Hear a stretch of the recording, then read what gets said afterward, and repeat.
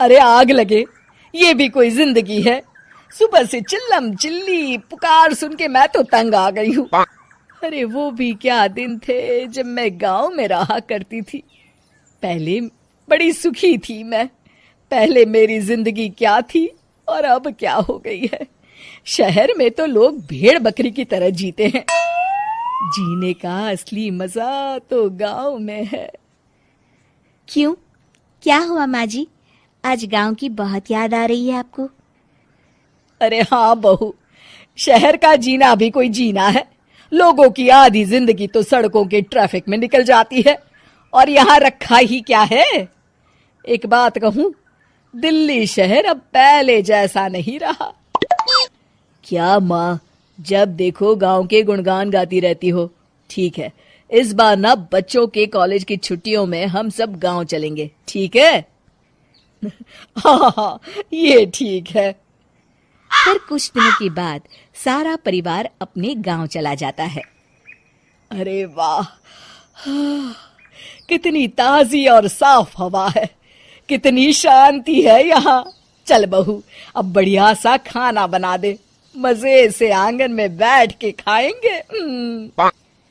सुशीला गांव का माहौल देख बड़ी खुश होती है। 2 दिन के बाद गांव की कुछ औरतें सुशीला के घर आती हैं। बड़े दिनों के बाद गांव आई है सुशीला। हमें तो लगा कि तू शहर जाके गांव को भूल गई। और बतिया, तेरी बहू कैसी है? जरा मिलवा तो उससे। अरे मेरी बहू तो लाखों में एक है। बड़ी किस्मत वाली हूँ मैं जो मुझे जानकी जैसी बहू मिली है। हमेशा मेरी सेवा में लगी रहती है और आज तक कभी पलटकर जवाब नहीं दिया उसने। सुशीला की बातें सुनकर सभी औरतें हंसने लगती है।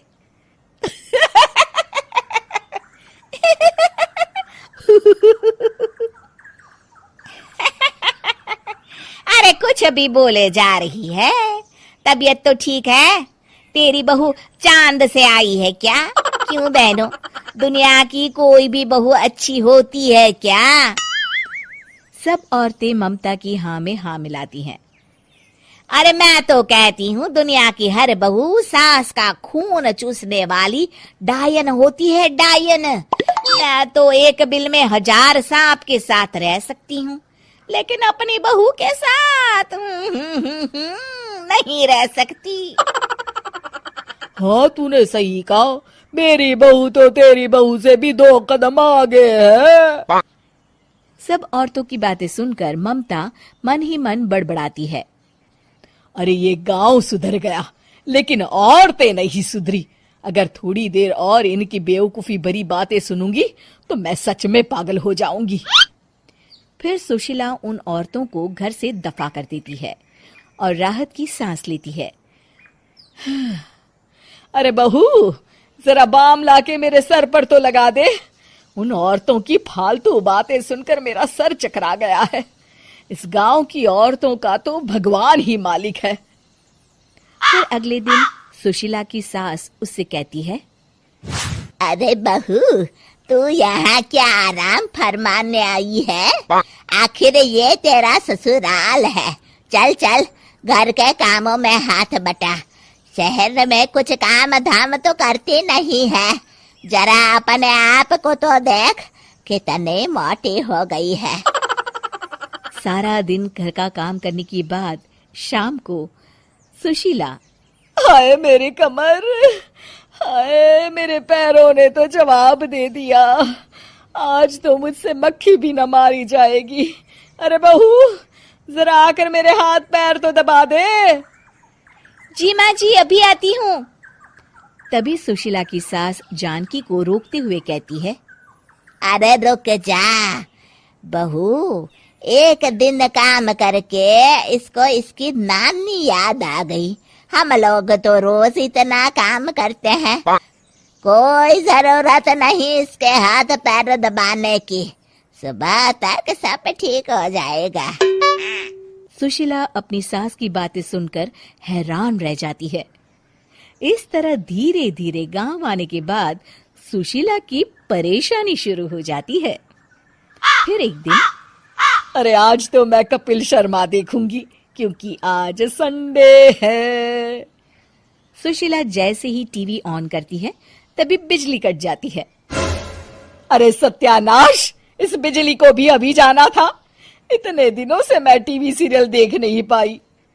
हमारा देश इतनी तरक्की कर रहा है, अरे पता नहीं ये गांव कब सुधरेगा। अरे अब तो 2 दिनों के लिए बिजली को भूल जा, ये तो यहाँ रोज की बात है। अब इस अंधेरे में रहने की आदत डाल ले। हाँ। हे भगवान, अब क्या होगा? ऊपर से इन मच्छरों ने जीना हराम कर रखा है। दूसरी तरफ घर के काम कर करके और बिना किसी सुविधा के सुशीला तंग आ जाती है और उसे शहरी जीवन याद आने लगता है। क्यों माँ, मजा आ रहा है ना? अरे आपने ऐसी सूरत क्यों बना रखी है? मुस्कुराइए, अब हम गांव में हैं। मोहन के साथ जानकी भी अपनी सास की खिंचाई करती है।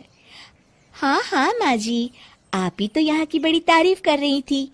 फिर अभी तो कुछ ही दिन बीते हैं, वैसे भी अब तो आप यहीं रहने वाली है ना?